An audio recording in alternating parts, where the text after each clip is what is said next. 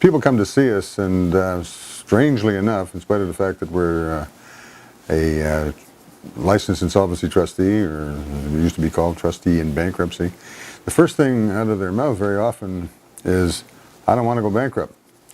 So obviously the question of alternatives to bankruptcy is foremost in most people's minds when they come to see us. The truth of the matter, though, is that bankruptcy is, let's call it, it's a tool, it's a solution to a problem that needs some kind of resolution, and it's there to be used as such. So when we talk about alternatives to bankruptcy, we have to basically look at the idea that if you have financial problems, you have to ask yourself, to what degree do you have these problems?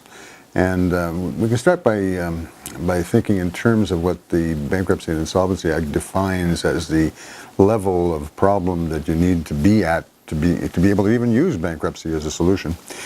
And the thing here is something called, it's a term called an insolvent person, to be insolvent.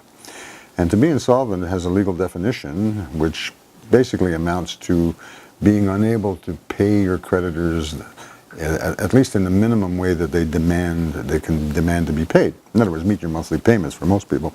So if a person is not insolvent, then essentially they can't do a bankruptcy because they have other options still open to them.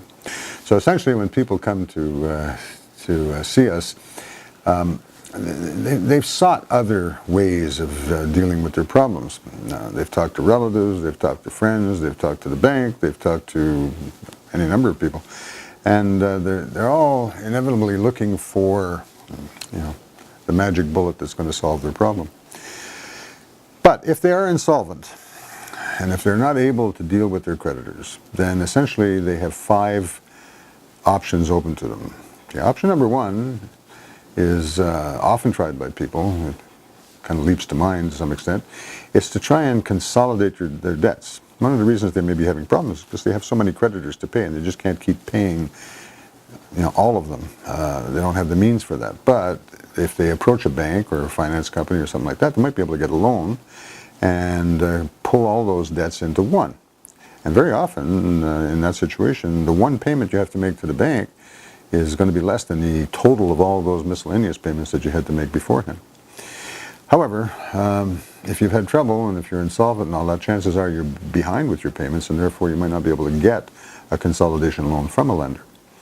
So assuming that doesn't work, you have another option, the option of trying to talk to the creditors to find some kind of a compromise that you can make, but you have to do it with each one, because if one or two of them don't want to go along with you and all the other creditors that you have are willing, but if one or two of them don't, then what they can do if you're behind with the payments, they can kind of mess up your plans by doing something like maybe suing you or something like that.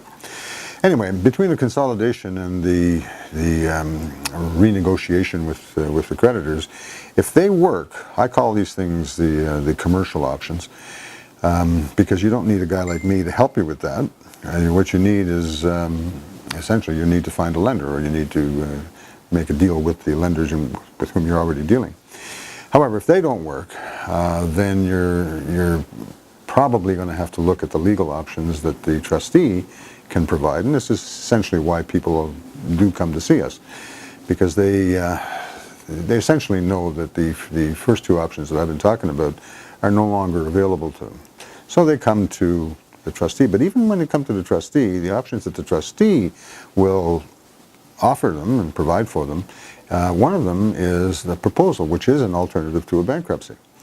And when you're doing a proposal, you're actually getting all the protection that the bankruptcy process offers you, such as putting a stop to creditor pursuit, creditor harassment if you want, and you can't be sued and things like that. But if you were to do a proposal, and the vast majority of them now are they're called consumer proposals, but if you're going to do a proposal, you're going to essentially make a deal with your creditors. So instead of having to go one-on-one with all the creditors like in option 2 that I mentioned, you can make a deal with the creditors all in one. Treat the negotiations are with the creditors as a group.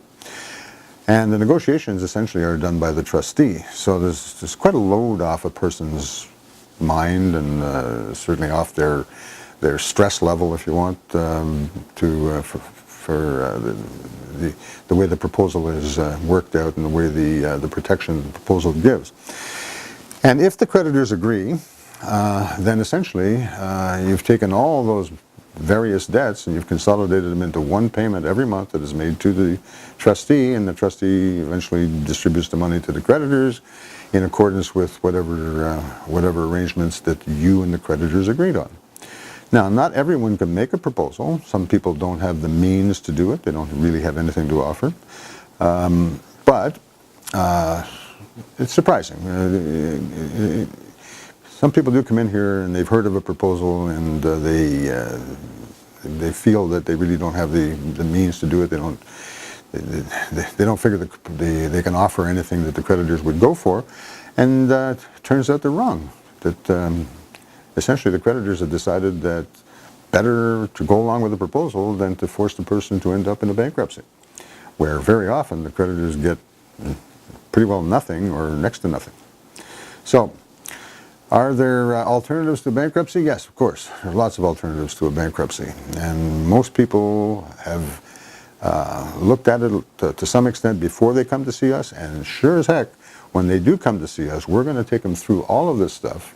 And we're going to make sure that they do know about all the other options. Because quite frankly, if somebody can avoid the bankruptcy, as far as I'm concerned, that's a good move.